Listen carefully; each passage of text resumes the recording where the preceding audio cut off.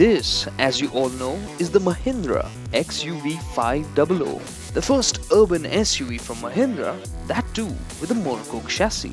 And nearly 4 years after this blockbuster exploded onto the Indian scene, Mahindra have given it a facelift. Well, what's new on the XUV 500 is the face. As you can see, right in the middle of that is that new grille that we first saw on the Scorpio. Teeth or claws, I'm not sure, but it's got that animal kind of feel to it. In terms of sheet metal changes, is this hood, it's flat in the center, but it's got a stronger edge.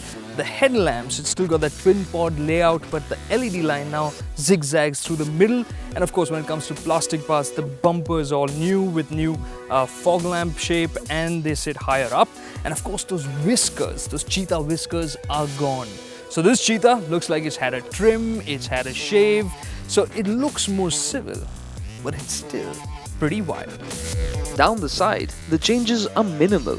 There's a new design for the 17-inch alloy wheels. There are sturdier door handles, and there's chrome piping for the window line.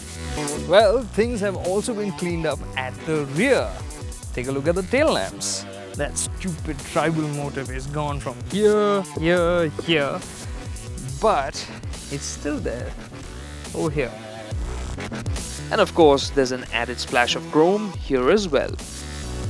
So after the W4, W6 and W8 variants, Mahindra have added a fourth variant to the XUV lineup, which is this top of the line W10 variant. It's got this passive key system, so I just need to carry the key with me, pull open the door handle, it opens up. But before I get enough to tell you about this, under the headlamp here, you've got these puddle lamps which project the XUV 500 logo onto the ground at night. Cool. On the inside, the W10 also offers a few extras. You've got a 6-way power adjustable driver's seat, as you can see here. On the other side, you have that, a sunroof. What's going to be appreciated across the variants is going to be the new color scheme for the interiors. A simple black and beige. This just looks so much smarter than the outgoing purple trim that was used. It just makes everything look so much more different, so much more mature. And Mahindra have also worked to improve the plastic, so these buttons and all feel a little bit better, look better, doesn't have that tacky look to it. However, Mahindra have saved a little bit of cost here. They haven't retooled the dash dies, so you can see that the textures used are the same. But on the whole, yes, this looks a lot more palatable than before, looks smart in fact. The beige upholstery also adds to the ambiance, and the seats are as supportive as ever. The driver is also treated to a cleaner instrument cluster, and it now features cool blue lighting. The shroud for the cluster is no longer floating and looks neater. The facelift also includes an illuminated strip for the door sill. And another upgrade to the XUV is this new larger 7-inch screen. It's got smarter graphics, looks a lot better, also has navigation of course on offer. There's also a reversing camera with dynamic guides, and the screens can be customized with wallpapers. What's really impressive though is the responsiveness of the touchscreen. Another touch point that's really appealing are these smart new pedals.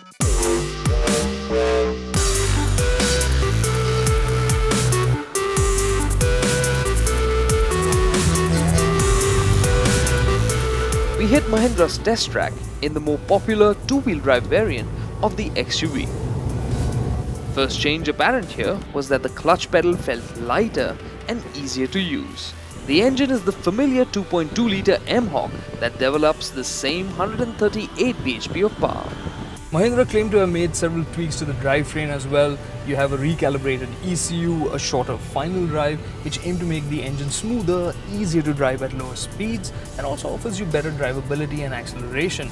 Along with this, you also get better fuel efficiency, 16 km per litre to the older cars, 15.1 km per litre. That's of course ARAI claimed figures. This is partly due to the fact that the XUV 500 now features brake energy recuperation. Crucially, some changes have been made to improve the XUV's dynamic ability as well.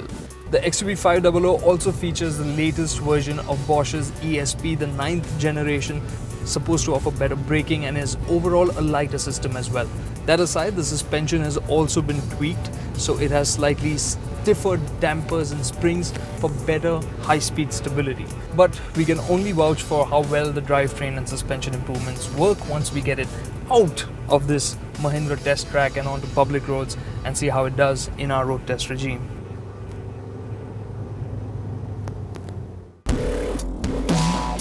With the facelift, the XUV500 is more mature and a better rounded package. And even though it is better dynamically, we are sure it still has scope for improvement. But as before, the XUV has a lengthy features list wrapped up in a striking looking SUV package. And once more, it's offered at a very attractive price point, which means the XUV500 makes a very strong case for itself.